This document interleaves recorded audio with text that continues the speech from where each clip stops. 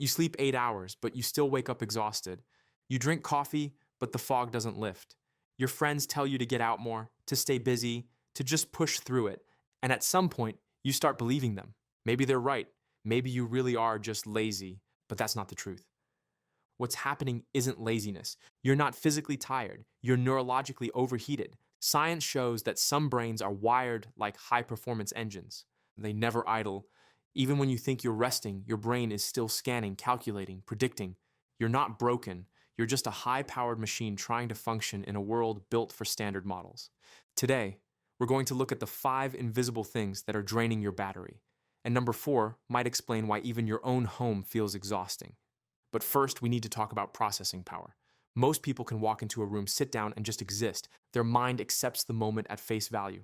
They're not scanning or decoding. They're simply being. But for people like you, the deep processors, the highly sensitive, the ones who see patterns everywhere, the brain never truly stops. You don't just see a room. You see a system of variables. You notice the crooked book on the shelf. You hear the tiny shift in someone's voice that hints they're upset. You sense the inefficiency in a process no one else realizes is broken. From the outside, you look calm, but inside, your mind is running 1,000 silent simulations, solving problems nobody asked you to solve.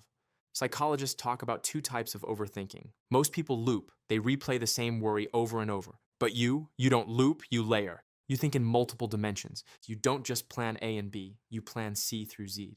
You imagine every scenario, run every possibility, anticipate every failure before it happens. It's called cognitive play. And yes, it's fascinating. But it's also exhausting, because your brain burns energy to process all that data.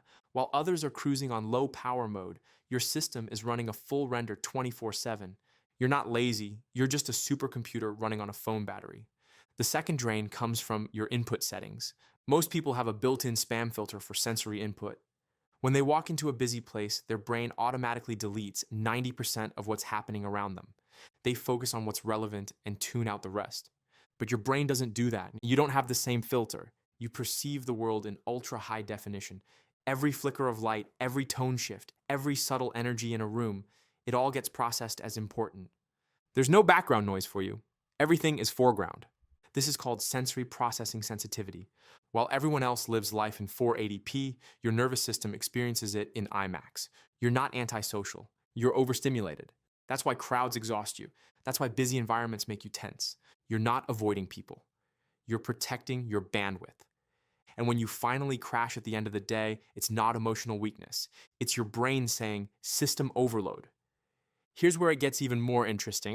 You might not be tired from lack of rest. You might just be using the wrong kind of fuel. Society teaches us that fun means excitement.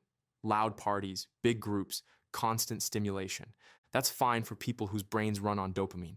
They get energy from novelty, from external buzz, from social friction.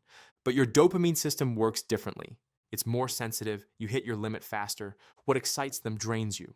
Your brain runs on acetylcholine, the chemical of focus, calm, and deep engagement. It doesn't reward excitement. It rewards depth. That's why you come alive when you're reading, learning, creating, or lost in thought. That's when your mind finally aligns with its own chemistry. You don't need excitement to rest. You need low stimulation. Solitude isn't loneliness for you. It's homeostasis. It's the moment your neurochemistry resets. You're not avoiding life. You're giving your brain what it needs to function. Drain number 4, decision fatigue.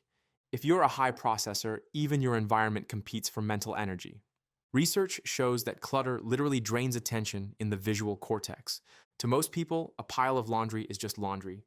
To you, it's a to-do list that never ends. Every object is an open loop. Should I wash this? Did I pay that bill?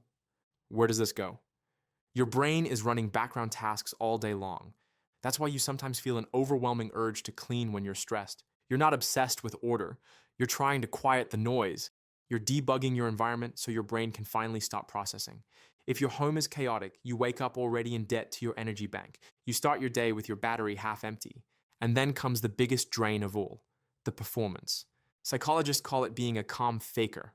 On the outside, you look composed, confident, unbothered, but inside you're paddling frantically to stay afloat. When you're social, you're not just talking, you're managing data.